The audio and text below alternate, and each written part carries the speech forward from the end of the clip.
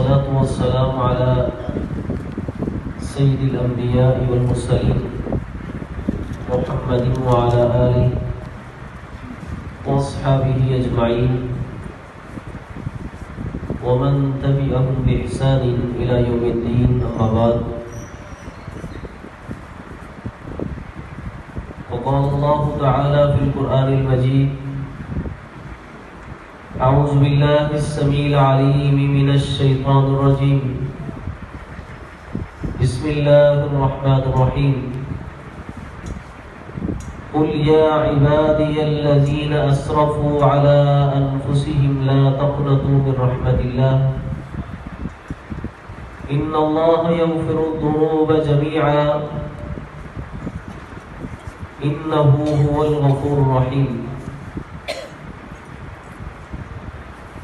حضرات گرامی سامعین محترم،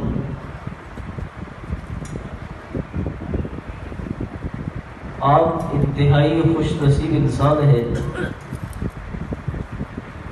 کہ جنہیں اللہ رب العزت نے اپنے گھر میں آنے کی توفیق دی اور پھر نماز کے بعد مسجد میں بیٹھنا،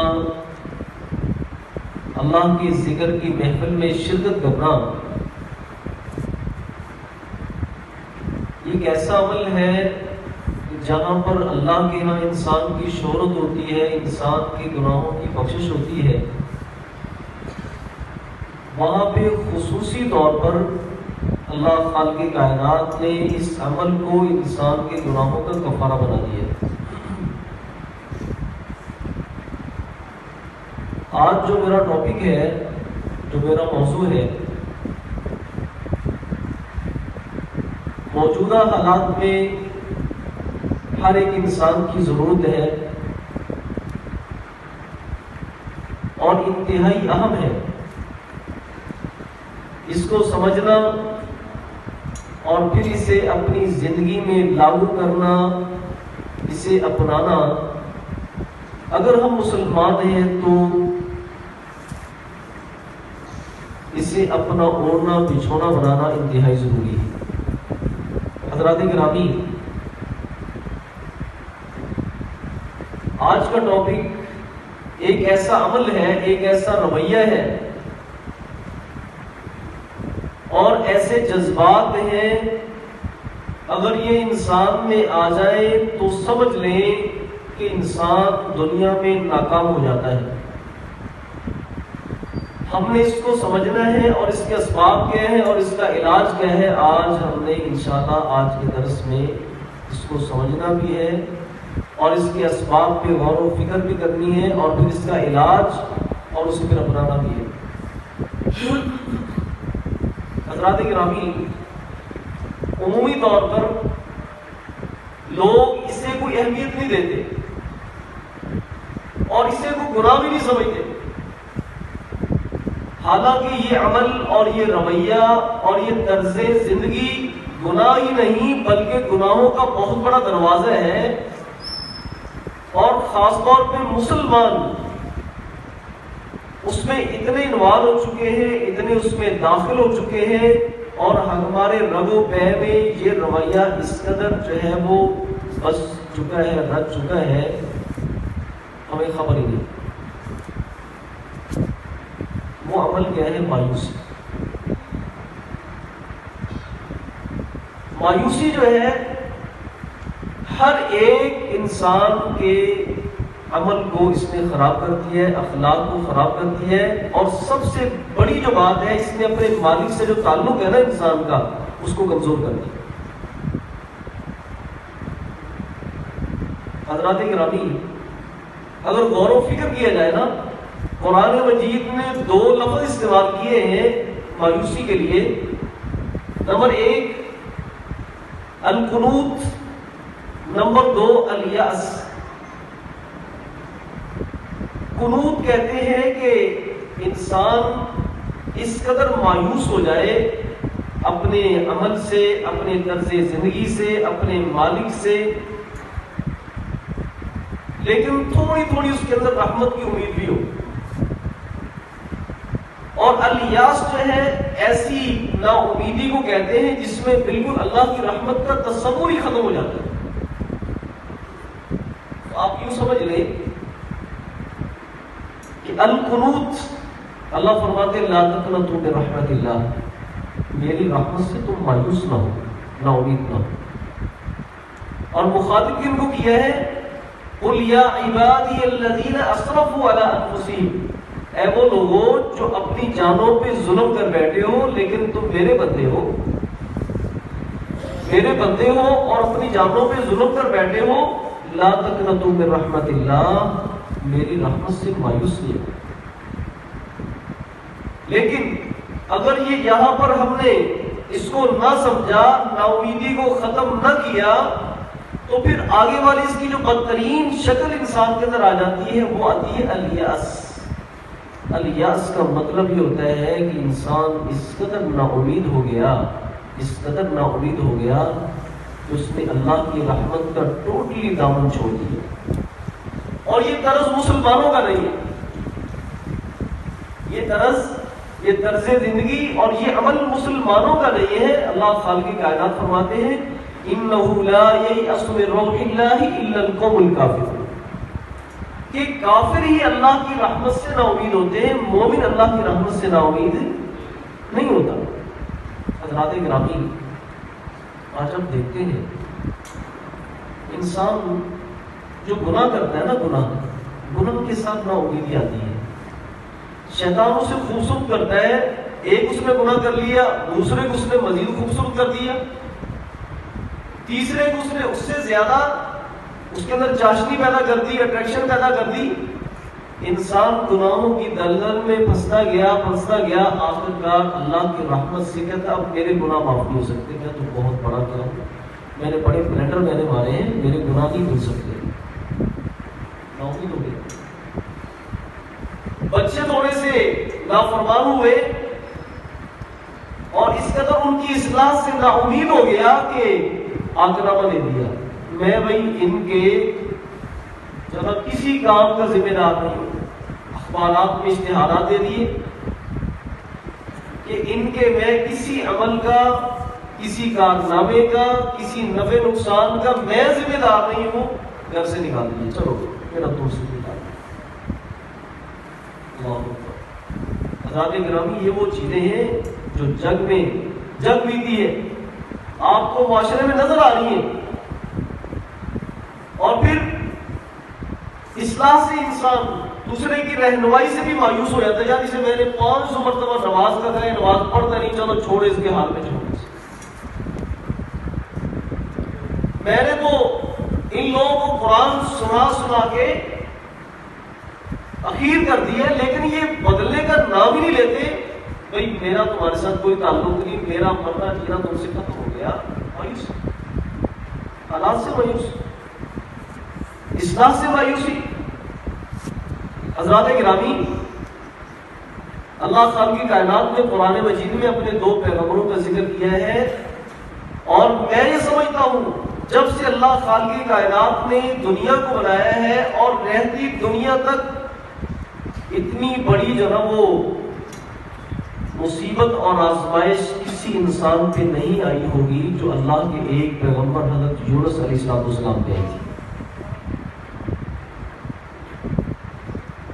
اچھا، جب آدمی ہم کھانا کھاتے ہیں، کھانا کھانے کے بعد ہمارا معدہ جو ہے وہ اس کو ہضم کرنا شروع کر دیتا ہے، نظام جو ہے وہ ایکٹیو ہو جاتا ہے. ایسے ہی جانور جب کھانا کھا لیتے ہیں، ان کے شکم میں، ان کے پیٹ میں کچھ جب چیز جو چلی جاتی ہے، اس کے بعد اس کی زندگی کا نام و نشان ختم ہو جاتا ہے. حضرت یونس علیہ السلام مچھلی کے پیٹ میں چلے گئے، لیکن اللہ کے پیغمبر ہے، رہتی والی دنیا کو یہ بات بتا دی کہ سب کچھ ہو سکتا ہے. انسان جو ہے وہ کسی بڑی مصیبت کے اندر بھی پھنس جائے، لیکن شاید میری آزمائش سے بڑھ کر کسی کی کوئی آزمائش نہ ہوگی. ان کے دل میں اللہ رب العزت کی طاقت جو تھی اس پہ اعتماد اور یقین اس قدر تھا. فنادى في الظلمات لا اله الا انت سبحانك انی كنت من الظالمین. مچھلی کے پیٹ سے ندا کس کو لگائی؟ اللہ خالق ہے. ہم سمجھتے ہیں پچھلے سالوں میں ایک ملک ہے چلی، لوگ کام پہ کام کر رہے تھے تو دروازہ اس کا بند ہو گیا، زمین میں دھس گئی اور وہ غار کے بیچ میں ہی، پہاڑ کے بیچ میں لوگ پھنس گئے۔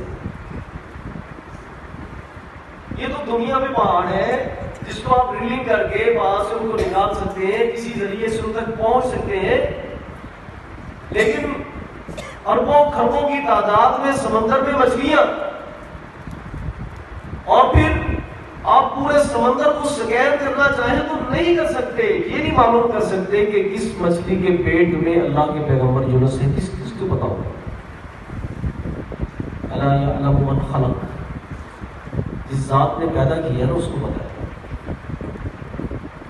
کیونکہ یہ کائنات، یہ زمین، اس کی حیثیت اللہ رب العزت کی کرسی کے مقابلے میں، جس میں اللہ خالق کائنات نے اپنے قدم مبارک رکھے نا، اس کے مقابلے میں اس کی حیثیت جو نا ایک بہت بڑے چٹیل میدان میں بڑے چھلے سے بھی کم ہے۔ اتنا سا چھلا ہوتا ہے۔ اب مجھے بتاؤ کہ آپ کے پاس چھوٹا سا پیالہ ہو، اس میں چند چیزیں ہو، آپ فوراً جو ہے ہر چیز کو الگ الگ کر کے دیکھ سکتے ہیں کون کون سی چیز یہاں پہ پڑی۔ تو مالک کو پتا تھا کہ میرا بندہ کہاں پر ہے، اور وہ اللہ کا بندہ اللہ کی رحمت سے مایوس نہیں تھا، اور اس نے اپنے اللہ کو پکارا۔ اللہ فرماتے فاستجبنا لہ، ہم نے فوراً اپنے بندے کی پکار پہ لبیک کہا اور پھر انہیں غم سے نجات دی۔ حضرات گرامی، حضرت موسیٰ علیہ السلام، اللہ نے حکم دے دیا کہ آپ میرے بندوں کو لے کر مصر سے نکل پڑے، بس ان اسری بعبادی انکم متبعون، میرے بندوں کو مصر سے لے کر نکلو، لیکن یہ بات یاد رکھنا فرعون تمہارا پیچھا ضرور کرے گا۔ تو اللہ سے پوری ڈائریکشن بھی نہیں پوچھی، میرے مالک تو نے کہاں جانے کا کہا ہے، مجھے کوئی راستہ بھی بتا دے نا، میں نکل تو پڑوں گا، لیکن جانا کہاں پر ہے وہ نہیں بتایا۔ اللہ نے بس یہ کہا کہ میرے بندوں کو رات کی تاریکی میں لے کر نکل پڑو۔ مجھے یہاں پہ ایک بات یاد آ گئی مولانا نور رحمۃ اللہ علیہ کی۔ مولانا نور فرماتے ہیں کہ حضرت یوسف علیہ السلام کو زلیخا نے برائی کی دعوت دی تھی، وغلقت الابواب، اور دروازے بند کر دیے تھے، دروازے بند کر دیے تھے۔ باب کا لفظ نہیں آتا، ابواب کا باب آتا ہے، اس میں سارے دروازے جو محلات تھے سب کو لاک لگا دیا تھا کہ یوسف یہاں سے بھاگ کر نکل نہیں سکتے علیہ السلام۔ لیکن آپ مجھے یہ بتائیں، دعوت دی، اب بچنے کا ایک ذریعہ یہ تھا کہ دروازہ کھلا ہو تو دروازے سے نکل کر بھاگ جائیں، لیکن اللہ کا حکم یہ تھا کہ آپ برائی سے بھاگو، جو تمہارے بس میں ہے وہ کرو، باقی جو مالی کا کام ہے وہ مالی کام کرے گا۔ اللہ اکبر۔ مولانا نور فرماتے ہیں کہ وہاں پہ حضرت یوسف علیہ السلام نے یہ نہیں سوچا کہ یار دروازے تو بند ہے، میں بھاگوں تو بھاگ کر جاؤں گا کام ہے، لیکن اللہ کی ذات پہ اتنا یقین تھا، اللہ کی رحمت کی اتنی امید تھی کہ بھاگ پڑے، جو میرا کام ہے وہ تو کروں نا بھائی، میرا تو کام ہے میں بھاگ کر دروازے تک پہنچوں، آگے دروازے کو کھولنا کس کا کام ہے؟ اللہ کا کام ہے۔ اللہ نے کیا کیا؟ سارے مکفل دروازے کھول دیے۔ حضرت موسیٰ علیہ السلام جب سمندر کے کنارے پہ پہنچے نا تو قوم نے کہا کہ موسیٰ پھنسا دیا تو نے، پیچھے فرعون ہے اپنے لشکر کے ساتھ اور آگے سمندر ہے، جسے پنجابی میں کہتے ہیں کہ آگے پیچھے آگے آگے گند، کہاں پہ جائے؟ انا لمدرکون، ہم تو پکڑے گئے۔ حضرات گرامی، انبیاء کرام کبھی اللہ کی رحمت سے مایوس نہیں ہوتے، اللہ خالق کائنات نکلنے کا راستہ ضرور دیتے ہیں۔ کیا جواب دیا؟ کہا مجھے کوئی خبر نہیں، لیکن اتنی مجھے خبر ہے، ان معی ربی سیہدین، میرے ساتھ میرا رب ہے جو راستہ ضرور دکھائے گا۔ اللہ اکبر۔ حضرات گرامی، مایوسی یہ ایک گناہ نہیں ہے بلکہ گناہوں کا بہت بڑا دروازہ ہے. اور مایوسی ایک ایسا گناہ ہے جو انسان کا تعلق اپنے مالک کے ساتھ جو ہے اس کو خراب کر دیتا ہے اور زنی پیدا کر دیتا ہے کہ نہیں اس کائنات میں ایک لاوارث شخص ہے, تیرا کوئی پرسان یاد نہیں, تیرے حالات کی کوئی خبر گیری کرنے والا نہیں, اتنا عرصہ ہو گیا تو جو نا وہ دھکے کھا رہا ہے. ٹھیک ہے, اگر تمہاری کسی کو جو نا وہ خیر خبر ہوتی ہے تو تمہارے حالات کو مالک سزا دیتا. یہ ذہن میں خیالات پیدا ہوتے ہیں انسان کے ذہن میں, کس کے بارے میں؟ اس ذات کے بارے میں. جب انسان کے ذہن جب عمل میں مایوسی آ جاتی ہے. حضرات گرامی, اس کے اسباب اس پہ ذرا غور و فکر کرنے والی بات ہے. اور ماشاءاللہ آپ احباب امت دعوت کے ساتھ آپ کا تعلق ہے, اور جو فیلڈ میں کام کرنے والا ہے لوگوں کو روشنی دینی ہے, مایوسی سے نکالنا ہے. ابھی تھوڑا سا اعلان ہوتا ہے یا شوشا کو چھوڑ دیتا ہے کہ آج رات 12 بجے تک جو ہے وہ اعلان ہو جانا, پیٹرول جو ہے اتنے روپے بڑھ جانا ہے, تو یقین جانے وہاں پہ لوگ 20-30 روپے کے لیے بندہ مارنے کے لیے تیار ہو جاتے ہیں. پہلے وہ لیتے پہلے میں تو میں ایسے کر دوں گا, ایسے کر دوں گا, ایسے قیامت پر پہنچ جاتی ہے. یعنی ایسے حالات میں ہمیں لوگوں کو جینا سکھانا ہے کہ زندگی بسر کیسے کرنی ہے. ہمارا سب سے بڑا مسئلہ جو ہے نا وہ معیشت نہیں ہے, روزی روٹی نہیں ہے, کیونکہ روزی روٹی کا ذمہ کس نے اٹھایا ہے؟ ہمارا سب سے بڑا مسئلہ وہ دین ہے. اس لیے نبی علیہ السلام نے اور دیگر انبیاء کرام نے ہجرت اس وقت کی ہے جب ہم دین پہ مشکلات تھا, دین پہ عمل پیرا ہونا مشکل ہو گیا تھا. وگرنہ صحابہ کرام رضوان اللہ علیہم اجمعین نے بڑے کٹھن حالات دیکھے تھے, انہوں نے ایسی ہجرت نہیں کی, دین کے معاملے میں ہجرت کی. تو حضرات گرامی یہ بات آپ نوٹ بھی کر لیں, آپ نے جا کر لوگوں کو یہ بات بتانی بھی ہے کہ مایوسی سب سے بڑا گناہ ہے. اور مومن کے لیے, مومن کا یہ ٹاپک ہی نہیں ہے, یہ کافر مایوس ہوتا ہے, مومن کا بھی مایوس نہیں ہوتا. اس کا پہلا سبب یہ ہے کہ جب انسان کا ایمان اللہ کی ذات اور اللہ کی صفات پہ جب کمزور ہو جاتا ہے نا, پھر انسان میں مایوسی آتی ہے. حضرات گرامی, اللہ رب العزت کی جو ذات ہے اس کے بڑے اچھے اچھے نام ہیں, اس کی صفات ہیں. ان اللہ علی کل شیء قدیر, اللہ کی ذات قدیر بھی ہے, طاقتور بھی ہے, قدرت والی بھی ہے. کون سے ایسے کام تھے جو بظاہر دنیا میں ناممکن تھے, لیکن میرے مالک نے وہ ممکن کر کے دکھا دیے. حضور کے معجزات پہ آپ ذرا غور و فکر کر لیں, وہ قوت کس نے عطا کی تھی نبی علیہ السلام کو؟ اللہ کی ذات. آپ کے ہاتھوں سے پانی کے چشمے کس نے چلائے تھے؟ اللہ کی ذات. حضور نے انگلی کا اشارہ کیا تو چاند کے 2 ٹکڑے کس نے کیے تھے؟ اللہ کی ذات نے. نبی علیہ السلام نے جب منبر بنایا تھا تو جس کھجور کے تنے کے ساتھ ٹیک لگا کے آپ جو خطبہ دیا کرتے تھے, اس کے اندر رونے کی صلاحیت, بل بلانے کی صلاحیت کس نے پیدا کی تھی؟ اللہ کی ذات نے. جب حضور نے اس کے اوپر اپنا ہاتھ مبارک رکھا تو جیسے بچہ انتہائی سسکے لے کر رو رہا ہو, اور اس کو جب باپ اپنے جب وہ گلے لگاتا ہے, سینے سے لگاتا ہے, تو اس کی سسکیاں تھمتی نہیں ہے.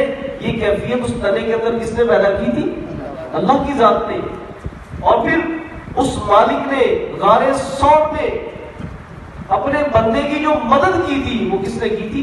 اللہ کی ذات نے کی تھی. دنیا میں کون سے ایسے کام ہیں جو انہونے تھے, ناممکن تھے, اور اللہ نے کر کے نہ دکھائے ہو؟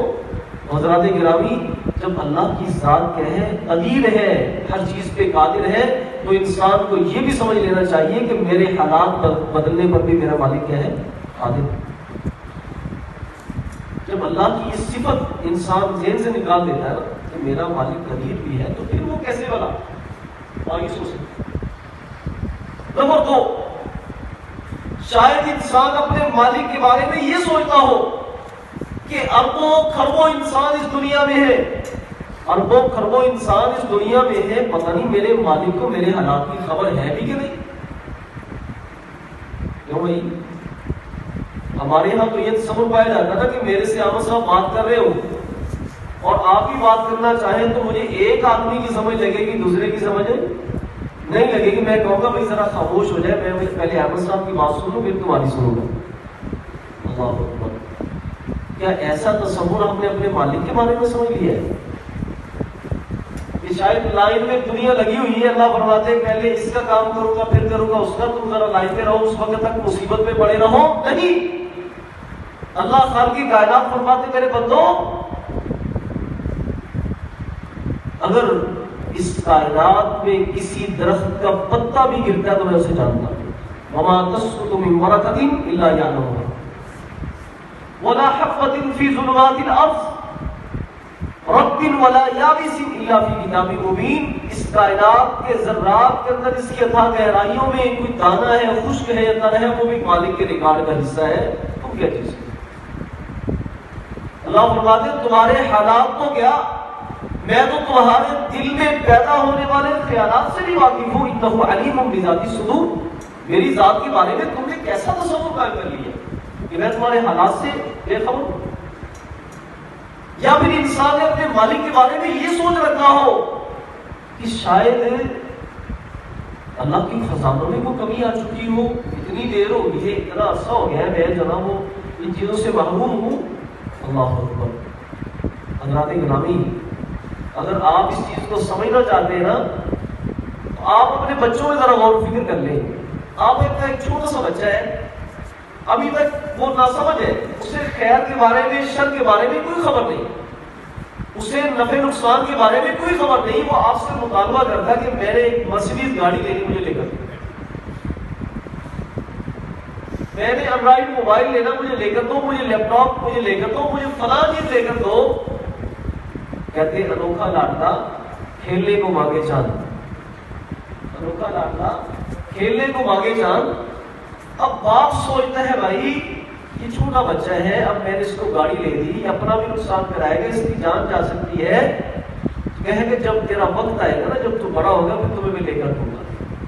اللہ خالق کی کائنات بھی کہتے ہیں میرے بندے، یہ نعمت جو میں نے ابھی تمہیں دی نہیں نا، اس کا بھی وقت نہیں آیا.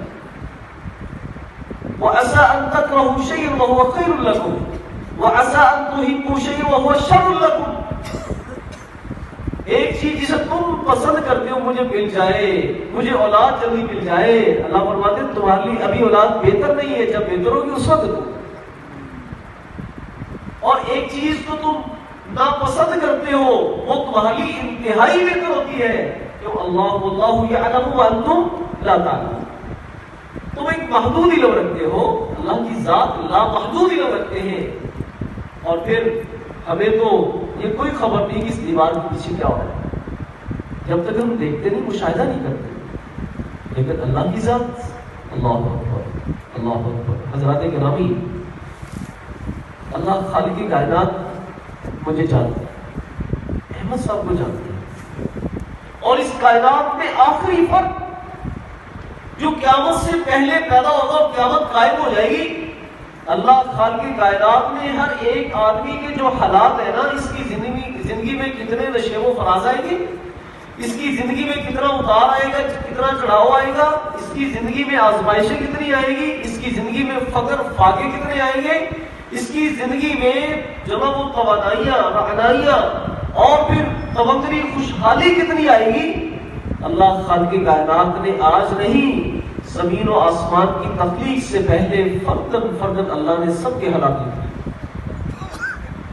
یہ میرے اور آپ کے لیے تو حادثہ ہو سکتا ہے، لیکن میرے مالک کے لیے حادثہ نہیں، اتفاق نہیں، بلکہ اللہ کے منظم نظام کا حصہ ہے. جن حالات سے ہم گزر رہے ہیں یہ مالک نے اس وقت لکھے جب سے اللہ نے زمین و آسمان کو پیدا بھی نہیں کیا. اس لیے اللہ کی مخلوق ہے نا، اشرف المخلوق ہے، تو پھر اس نے ہمیں بے یار و مددگار چھوڑا ہوا ہے، لوگوں کے رحم و کرم پہ چھوڑا ہوا نہیں. اللہ فرماتے ہیں میری طرف آ جاؤ، میں تمہیں بتاؤں گا. حضرات گرامی، انسان میں مایوسی پہلے نمبر پر تب آتی ہے جب انسان اللہ کی ذات اور اللہ کے صفاتی جو نام ہیں ان کے بارے میں جب انسان کا ایمان کمزور ہو جاتا ہے.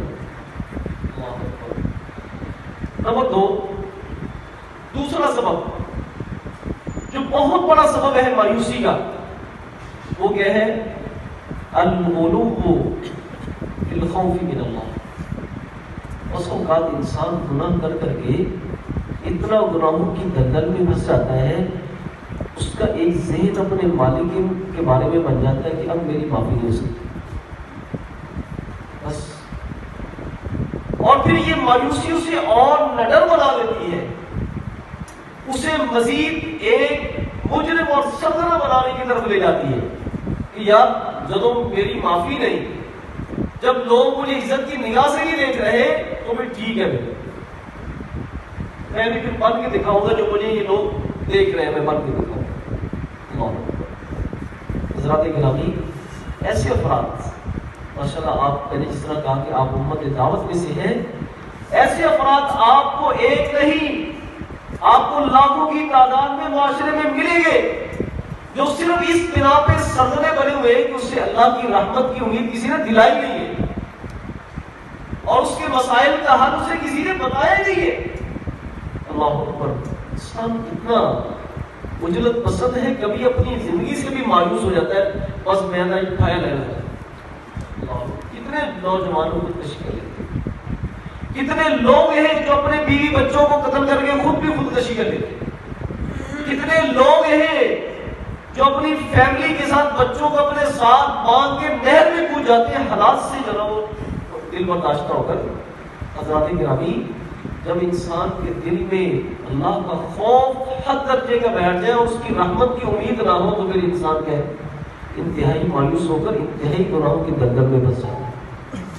شیخ الاسلام امام ابن تیمیہ رحمۃ اللہ علیہ فرماتے ہیں، لوگوں، اللہ نے اپنا ڈر اس لیے پیدا کیا ہے تاکہ لوگ گناہ سے رک جائیں، اور جب اللہ کا ڈر انتہا درجے کا انسان کے دل میں بیٹھ جائے اور رحمت کی امید کھڑی ہو جائے، امید جو ہے وہ بند ہو جائے، بس خوف ہی خوف انسان کے ذہن میں ہو، پھر انسان وہ خوف جو نا وہ قابل تعریف نہیں ہے۔ وہ خوف انسان کو گناہوں کی مزید دلدل میں پھنسا دے گا۔ خوف تو وہ ہوتا ہے جو انسان کو اللہ کی نافرمانی سے روک دے گا، رک جاتا۔ اور امام احمد بن حنبل رحمۃ اللہ علیہ فرماتے ہیں، دو چیزیں، ایک اللہ کے عذابوں کا ڈر، خوف، دوسری طرف اللہ کی رحمت کی امید، دونوں کا پلڑا برابر ہونا چاہیے، دونوں کا پلڑا برابر ہونا چاہیے۔ فرماتے ہیں کہ اذا غلب الخوف حلق صاحبہ، جب خوف کا پلڑا وزنی ہو جاتا ہے نا بھی، پھر امید ختم ہو جاتی ہے، رحمت کی امید ختم ہو جاتی ہے۔ اور جب رحمت کی جو امید ہے اس کا پلڑا بھاری ہو جائے اور خوف کم ہو جائے تو یقین جانو پھر بھی انسان انتہائی گنہگار اور سرگنا بن جاتا ہے۔ اس کی مثال میں آپ کو قرآن مجید سے دیتا ہوں۔ اللہ اکبر! آپ مجھے بتائے کہ حضرت یعقوب علیہ السلام کے جو بیٹے تھے، پیغمبر زادے تھے نا، اللہ کے پیغمبر کی اولاد تھے نا، کیوں بھائی؟ اللہ کے پیغمبر کے گھر میں رہتے تھے۔ انہوں نے جو یوسف علیہ السلام کو قتل کرنے کی جو تدبیر کی تھی وہ کیوں کی تھی؟ بتائیں مجھے۔ حسد تو تھا ہی نا، لیکن ایک ہوتا نا یار گناہ کر کے نا کوئی پیچھے حل بھی کرنا سی بات ہے، ہاں جی، معافی کی امید ہے، معافی کی امید یعنی رحمت کی امید۔ اللہ بڑا رحم کرنے والا ہے۔ وَتَكُونُوا مِن بَعْدِهِ قَوْمًا صَالِحِينَ، ڈر گناہ رہے ہیں لیکن دل میں کیا ہے؟ اس کی رحمت کی امید لیے ہوئے ہیں۔ اللہ کا ڈر نکال دیا دل سے، اللہ کا ڈر نکال دیا۔ اللہ کی ذات بخشنے والی ہے بھائی، گناہ کر کے بعد میں توبہ قائم ہو جائے، لیکن انہیں کیا خبر تھی کہ توبہ کی توفیق کس نے دینی ہے؟ اللہ۔ تو تم اگر اس کی نافرمانی اس کی رحمت کی بنا پہ کر رہے ہو، اس کی رحمت بڑی وہ بخش دے گا، تو سمجھ لو کہ ایسا گناہ جو انسان اللہ کی رحمت کی امید پہ کرتا ہے کہ مالک بعد میں بخش دے گا، سمجھ لو کہ اسے بعد میں کبھی توبہ کی توفیق مل ہی نہیں سکتی۔ اور آج آپ دیکھ لیں اسرائیل میں رہنے والے یہودی کس کی اولاد ہے؟ یہودا کی. اور یہاں پر ایک بات یہ رکھ لے، جو آدمی جس قدر کسی انسان کے ساتھ خیر خواہی کا جذبہ رکھتا ہو، مالک اس کو ضائع نہیں کرتے. آپ مجھے بتائیں کہ جب بھائیوں نے کہا کہ یوسف علیہ السلام کو قتل کر دیتے ہیں تو منع کس بھائی نے کیا تھا؟ لاوی نے. لاوی ان کا بھائی تھا نا، اس نے کہا کہ لا تقتلوا یوسف، یوسف کو قتل نہ کرو. ہاں تم اس کو آؤٹ آف سین کرنا چاہتے ہو، منظر سے ہٹانا چاہتے ہو، تو پھر کیا کر دو بھائی، اس کو کسی کنویں میں ڈال دو جو تاجروں کے گزرنے کی، کافروں کے گزرنے کی جگہ ہو. چلو اسے اٹھائیں گے، اٹھا کر کہیں پہ دنیا کے کسی خطے میں لے جا کر بیچ دیں گے، ہمارا مسئلہ حل ہو جائے گا. اتنی سی خیر خواہی کی تھی لاوی نے. اللہ خالق کائنات نے آج بھی یہودیوں کے اندر ایک بہت بڑا عہدہ ہے جسے ربی کہا جاتا ہے، ربی. اور یہودیوں کے یہاں سب سے زیادہ ان کو عزت دی جاتی ہے، اور ربی بننے کے لیے شرط یہ ہے کہ وہ لاوی کی اولاد میں سے ہو.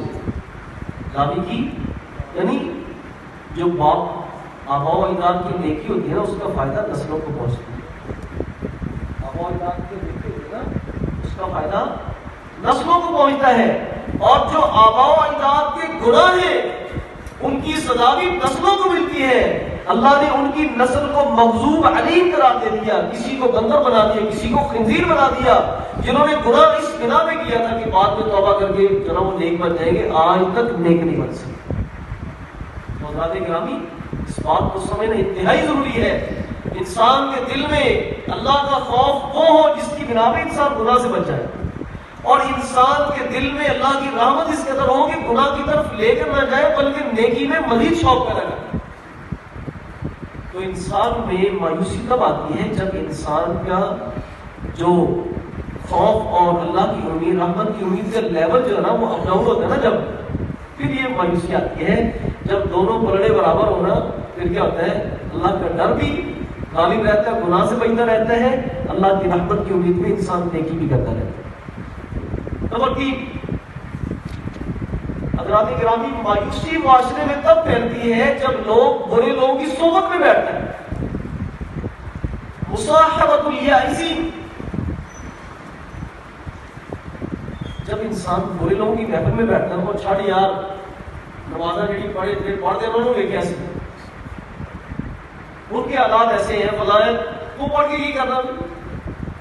نبی علیہ السلام نے کیا فرمایا کہ جو برا ساتھی ہوتا ہے نا وہ کیا ہے؟ نافقی رقیب، جیسے بھٹی کو جلانے والا.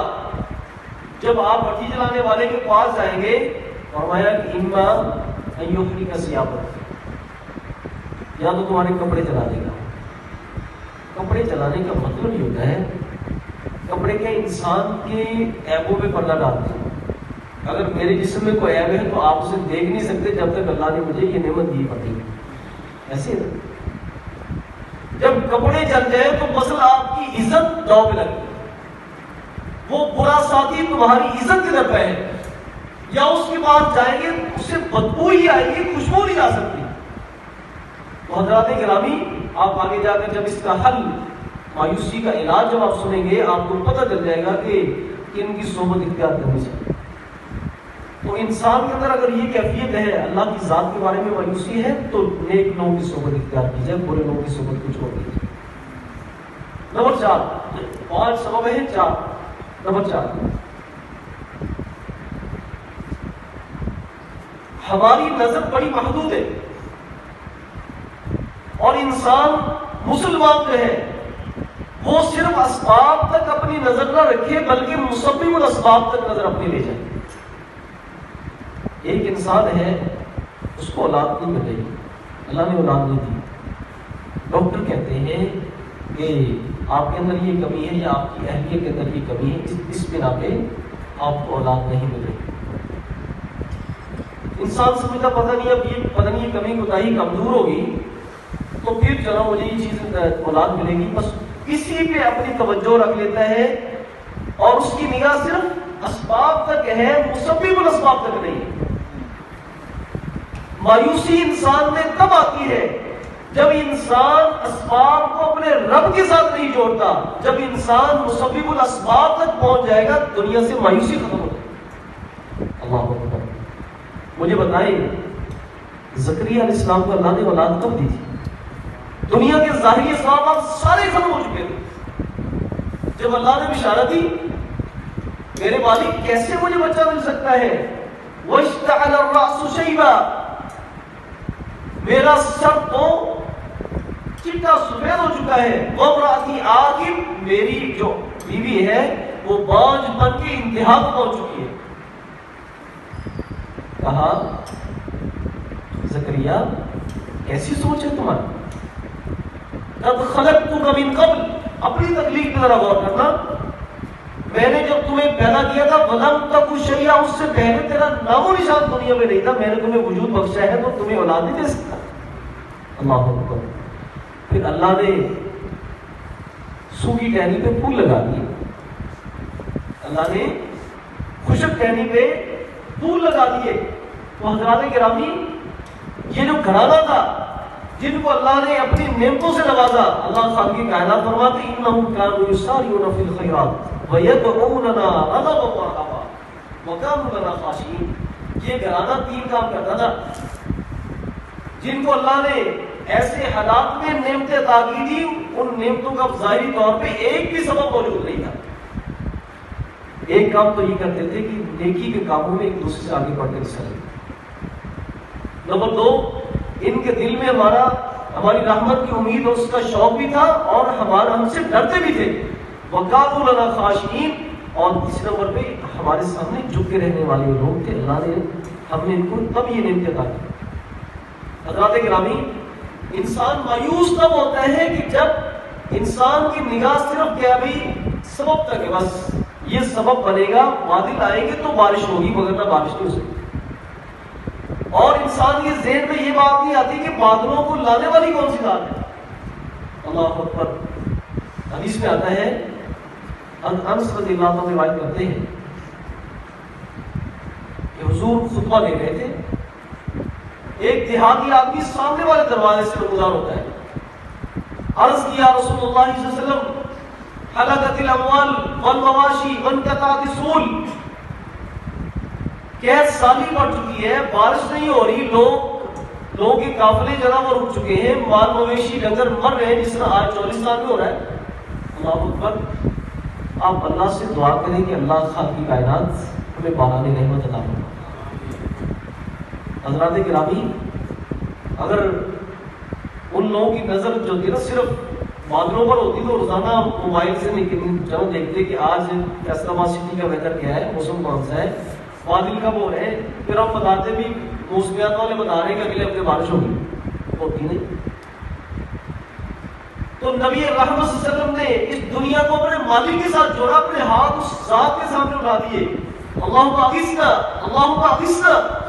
اور یہ منظر بیان کرنے والے انس رضی اللہ تعالیٰ فرماتے جب حضور نے ہاتھ اٹھائے تو میں نے دیکھا آسمان کی طرف اٹھا لیا، اللہ کی قسم میں نے دیکھا کہ آسمان شیشے کی طرح صاف تھا، مجھے کوئی بدلی نظر نہ آئی۔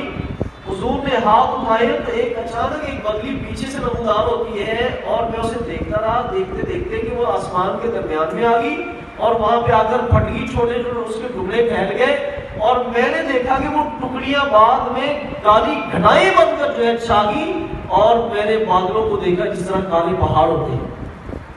اور ابھی تک حضور نے اپنے ہاتھ نیچے نہیں کیے کہ باران رحمت جب برسنا شروع ہوئی، اور میں نے خود دیکھا کہ حضور کی داڑھی مبارک کو بارش کے قطرات برس رہے۔ اللہ اکبر۔ حضرات گرامی جب انسان سبب پہ نظر رکھے گا، مسبب الاسباب کی طرف نہیں جائے گا، انسان کی مایوسی کبھی ختم نہیں ہوگی۔ اللہ اکبر۔ امام فخر الدین رازی رحمۃ اللہ علیہ فرماتے ہیں مسلمان کے درمیان اور کافر کے درمیان امتیازی فرق یہ ہے کہ کافر جو ہے نا وہ صرف اسباب کو دیکھتا ہے اور ہر ایک چیز کو اتفاقی قرار دیتا ہے کہ اب یہ چیز جو نا اس کا سبب پیدا ہوا تھا، تب یہ چیز ملی ہے، اگر یہ سبب دوبارہ پیدا ہوگا تب مل سکتی، اس سے پہلے نہیں مل سکتی۔ لیکن مومن جو ہے، مومن سے اگر کوئی نعمت چھین جائے نا، مومن سے اگر کوئی نعمت چھین جائے تو مومن کا نظریہ اپنے مالک کے بارے میں یہ ہوتا ہے لگتا یہ ہے کہ میرے مالک نے جو ابھی نعمت مجھے دی تھی نا وہ ناقص تھی، کم تھی، اب جو دوبارہ مجھے نعمت میرا مالک دے گا اس سے کامل ترین بھی ہوگی، افضل ترین بھی ہوگی اور انتہائی نفع مند ہوگی، کیونکہ اس کا تعلق اپنے مالک کے ساتھ ہے۔ اور اس کی مثال میں آپ کو حدیث مبارک سے دیتا ہوں۔ حضرت ابو سلمہ رضی اللہ عنہ فوت ہو گئے، یہ وہ صحابی تھے جنہوں نے سب سے پہلے ہجرت کی اور ہجرت کرتے وقت اپنی بیوی کی قربانی بھی دے دی، بچے بھی سب چھوڑ دیے، اکیلے تنے تنہا ایمان کو لے کر مدینہ منورہ پہنچے تھے۔ جب یہ فوت ہوئے نا تو ان کی اہلیت ام سلمہ رضی اللہ عنہ بڑی رنجیدہ خاتون تھی۔ حضور جب ان کو دیکھتے نا آپ فرماتے کہ ام سلمہ یہ دعا پڑھا کرو، اللہم اجرنی فی مصیبتی واخلف لی خیرا منہا، میرے مالک میری مصیبت کا مداوع کر دے اور مجھے اس سے بہتر عطا کر دے۔ فرماتی جب میں یہ دعا پڑھی نا اس کے اوپر غور و فکر کیا تو میں نے پورے جگ پہ نظر دوڑائی تو مجھے ابو سلمہ سے کوئی بہتر نظر نہیں آئی۔ کافی حضور نے دعا بتائی ہے کہ اللہ اس سے بہتر مجھے عطا کر دے، مجھے تو کوئی بہتر نظر ہی نہیں آتا۔ حضرات گرامی، حضرت ام سلمہ رضی اللہ تعالیٰ عنہ کی خوشی کی اس وقت انتہا نہ رہی جب حضور کی طرف سے پیغام آ جاتا ہے کہ ام سلمہ اب تم میرے حرم میں آ جاؤ، میں آپ سے نکاح کرنا چاہتا ہوں۔ اور پھر پتا چلا کہ ابو سلمہ سے بھی وہ بہتر ہے، وہ مالک کو نعمت چھینتا ہے اس سے بہتر عطا کرتا ہے۔ اور غور و فکر کی اگر اس بات پہ، دنیا میں مایوسی پھیلی ہوئی ہے اس وقت، ہر ایک آدمی اپنے مالک کا گلہ کر رہا ہے، اپنے مالک کے بارے میں بدزنی کا شکار ہے، میرے مالک نے ایسے کر دیا، ایسے کر دیا، ایسے کر دیا۔ اللہ اکبر۔ حضرت عروہ بن زبیر رحمہ اللہ تعالیٰ ملک شام کا سفر کرتے ہیں، اپنا بیٹا ساتھ لے کر جاتے ہیں اور بیٹے کو گھوڑے دیکھنے کا شوق تھا تو ملک شام میں جو مسلمانوں کا استبل تھا نا فوج کا، وہاں پر گیا تو گھوڑے کو دیکھا، گھوڑے نے ٹانگ ماری، لات ماری، ماتھے پہ لگی، بیٹا وہاں پہ فوت ہو گیا۔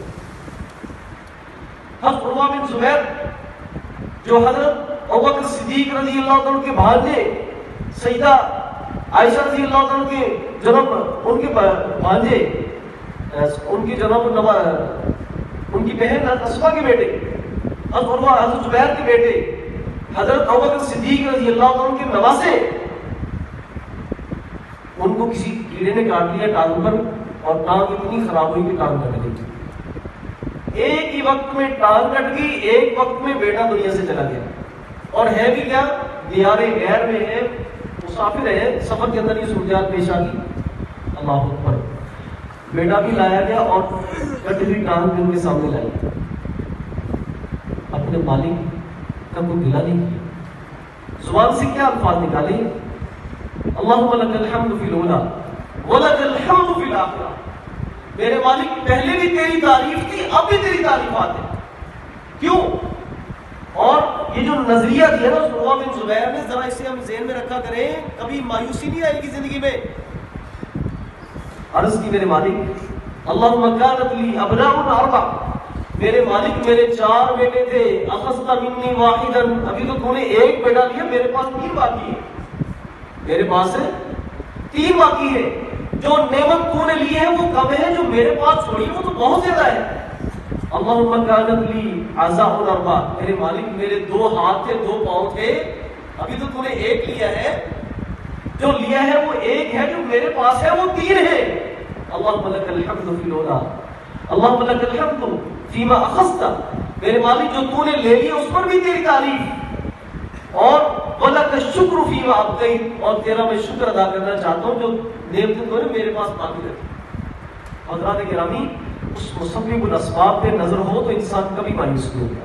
اور آخری بات یہ ہے کہ قلۃ الصبر واستعجال النتائج، انسان میں مایوسی تب آتی ہے جب صبر کا دامن انتہائی کم ہو جائے اور انسان نتیجہ جلدی چاہے۔ بس میں تو طلیب سمجھ مانا چاہتا ہوں، طلیب سمجھ مانا چاہتا ہوں کہ میں سرسوں کا بیج ڈالوں تو فوراً جو ہے وہ بیج جو ہے وہ پودا بن جائے، پھلاور بن جائے۔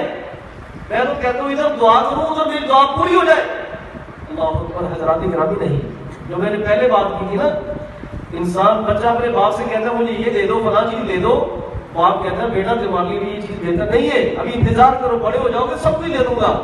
مالک بھی کہتا ہے کہ یہ نعمتیں دینے کا ابھی وقت نہیں ہے، اپنے وقت ملے گی، اور وہ وقت اس کے لیے سب سے بہتر ہوگا۔ نبی علیہ السلام نے فرمایا کہ اللہ خالق کائنات اپنے بندے کی دعا ہمیشہ قبول کرتے ہیں، ما لم یستعجل، جب تک وہ جلدی نہیں مچاتا۔ صحابہ نے عرض کی یا رسول اللہ جلدی کیا ہے؟ تو نبی رحمت صلی اللہ علیہ وسلم نے فرمایا کہ بندہ جب دعا کرتا ہے نا، کہتا ہے میں نے بڑی دعائیں کی، دعوت ثم دعوت ثم دعوت، میں تو 25 سال سے دعائیں کر رہا ہوں لیکن کوئی نتیجہ ہی نہیں نکل رہا۔ آخرکار ہوتا گیا بھائی، کہتا میری دعا قبول نہیں ہونی، دعا چھوڑ۔ بھائی مجھے ایک بات بتائے، حضرت ابراہیم علیہ السلام نے جب دعا کی تھی بیت اللہ کی تعمیر کے بعد، کون سی دعائیں کی تھی؟ کیوں جی؟ ربنا وابعث فیہم رسولا منہم یتلو علیہم آیاتک، میرے مالک ان میں اپنا ایک ایسا پیغمبر بھیج دے جو تیری آیات پڑھ کر ان کو سنائے، ان کا تزکیہ نفس کرے، انہیں کتاب اور حکمت سکھائے۔ اچھا دعا جب کی تھی کیا فوراً نبی علیہ السلام دنیا میں آ گئے تھے؟ کتنا عرصہ بیتا؟ صدیاں بیت گئی۔ یہ بات ذہن میں رکھ لے، مومن جو دعا کرتا ہے وہ دعا کبھی خالی نہیں جاتی، وہ مالک نے اپنے پاس اسٹور کر لی ہے، جو مانگا نا ملے گا ضرور۔ جو زندگی میں مانگ چکے ہو، جو مانگ رہے ہو، وہ سب کچھ مالک کے پاس موجود ہے، ایک دم تمہیں بنڈل مل جائے گا۔ اگر دنیا میں بہتر ہوا دنیا میں مل جائے گا، باقی سب کچھ آخرت میں تو مل کے رہے گا۔ مومن کی دعا کبھی ضائع نہیں جاتی۔ اللہ صدیاں بیت گئی تو پھر بعد میں اللہ خالق کائنات نے کیا کیا؟ حضرت اسماعیل علیہ السلام کی اولاد میں سے اپنے پیارے پیغمبر کو مبعوث فرما دیا۔ بس اوقات دعا کے نتائج میں صدیاں بھی جاتی ہیں، آپ دعا کریں لیکن نتائج ہو سکتا آپ کی زندگی میں نکل آئے، نہیں تو آپ کی نسلوں کو اللہ خالق کائنات وہ تمام تر نعمتیں عطا کریں گے جو تم اللہ سے مانگ کرتے ہیں۔ تو کبھی جو ہے وہ جلدی نہیں مچاتے، کیونکہ ماں کس سے رہے؟ مالک سے۔ وہ دانا حکیم بھی ہے، وہ حکمت والا بھی ہے، اسے پتہ ہے میں نے اپنے بندے کو کب نوازنا ہے۔ تو حضرات گرامی، یہ 5 اسباب ہیں مایوسی کے، جب انسان میں آ جائے تو انسان کے اندر مایوسی چاہ جاتی ہے۔ نمبر 1، جب انسان اللہ کی ذات اور اس کی صفات کے بارے میں اس کا ایمان کیا ہو جائے؟ کمزور ہو جائے۔ نمبر 2، جب انسان کے دل میں خوف اور اللہ کی رحمت کی جو امید ہے، اس کا پلڑا جب اوپر نیچے ہو جاتا ہے نا، کبھی خوف غالب آ گیا، کبھی رحمت کا امید بڑھ گئی، پھر انسان میں کیا آتی ہے؟ مایوسی آتی ہے۔ نمبر 3، جب انسان برے لوگوں کی محفل میں بیٹھتا تو مایوسی بیٹھتی ہے۔ نمبر 3، 4، جب انسان تمام تر نعمتوں کا تعلق اسباب سے جوڑے گا، مسبب الاسباب تک نہیں جائے گا تو مایوسی پھیلے گی۔ اور نمبر 5، جب تک انسان صبر کا دامن چھوڑ دے اور اپنی دعاؤں کی جلدی نتائج طلب کرنا شروع کر دے، پھر انسان کے اندر مایوسی آتی ہے۔ حضرات گرامی، اس کا علاج 4 چیزوں کے اندر ہے، اور انتہائی اختصار کے ساتھ میں آپ کے سامنے یہ رکھنا چاہتا ہوں۔ نمبر 1، اپنے مالک کے بارے میں انسان اپنا عقیدہ مضبوط کرے کہ میرا مالک علیم بھی ہے، قدیر بھی ہے، علیم بذات الصدور بھی ہے، وہ رزاق بھی ہے، وہ خیر الرازقین بھی ہے، وہ کہ امن یجیب المضطر، وہ لاچاروں کی پکار کو بھی سننے والا ہے، وَإِن يَمْسَسْكَ اللَّهُ بِضُرٍّ فَلَا كَاشِفَ لَهُ إِلَّا هُوَ، حالات کو بدلنے والا بھی میرا مالک ہے، اس لیے میں اپنے تمام تر معاملات میں اپنے مالک کی طرف رجوع کروں۔ نمبر 2، حضرات گرامی، انسان صبر کا دامن کبھی نہ چھوڑے۔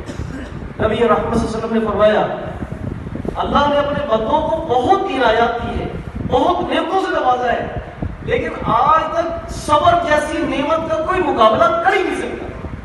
اللہ اکبر۔ اور یہ بات ذہن رکھیں کہ صبر کا تعلق صرف جو ہے وہ آزمائش کے ساتھ اور مصیبت کے ساتھ نہیں کہ انسان مسائل کے صبر کرے، بلکہ صبر کا تعلق انسان کی پوری زندگی کے ساتھ ہے۔ اللہ خالق کائنات کسی کو نیکی کی توفیق دیتا ہے تو صبر کے ساتھ انسان اس پہ کارنا رہتا ہے۔ گناہ سے بچنے کی توفیق دیتا ہے، تو صبر ہوگا تو پھر انسان گناہ سے بچے گا۔ تو صبر کیا ہے؟ اللہ کی بہت بڑی عطا ہے۔ فرمایا کہ اللہ خالق کی کائنات صبر کرنے والوں کو اپنا بے بہا اجر عطا کرتے ہیں۔ حضرت عبداللہ بن عباس فرماتے ہیں، لوگوں اعلم ان فی الصبر علی ما تکرہ خیرا کثیرا، صبر جسے تم بہت کڑوا پھل سمجھتے ہو نا، کیونکہ صبر کے ساتھ انسان اپنے تمام تر معاملات اپنے مالک پہ چھوڑ دیتا ہے، نتیجہ کچھ نظر نہیں آ رہا تھا۔ فرمایا کہ اس کے اندر اللہ نے بہت زیادہ خیر رکھی ہے، اور صبر کا جب اللہ تمہیں پھل عطا کرے گا پھر تمہیں پتہ چلے گا۔ اور تیسرے نمبر پہ التأسی بالانبیاء، حضرات گرامی انبیاء کی سیرت پڑھیں، انبیاء کرام کی سیرت پڑھیں۔ انبیاء کرام نے کتنے مسائل میں ہمیں جی کر سکھایا ہے، زندگی کامیاب گزار کر ہمیں دکھائی ہے کہ ایسی زندگی گزاری جاتی ہے۔ اللہ نبی علیہ السلام کئی روز تک آپ کا چولہا کبھی نہیں جلتا تھا، حضور کے گھر میں چراغ جلانے کے لیے تیل نہیں ہوا کرتا تھا۔ آپ ہے تو سید الاولین والآخرین، اللہ چاہتے تو اپنے پیغمبر کا گھر سونے کا بنا دیتے، اور اللہ کے پیارے پیغمبر صلی اللہ علیہ وسلم کے حکم پر زمین سے چشمے جاری ہو جاتے، آپ کے لیے باغات ہوتے، آپ شاہانہ زندگی گزارتے۔ لیکن جب حضور دنیا سے گئے تھے اس وقت بھی آپ نے اپنی زریں ایک یہودی کے ہاں آپ نے گروی رکھی تھی، اور اس کے مقابلے میں تھوڑے سے ضرورت جو لیے تھے اس سے۔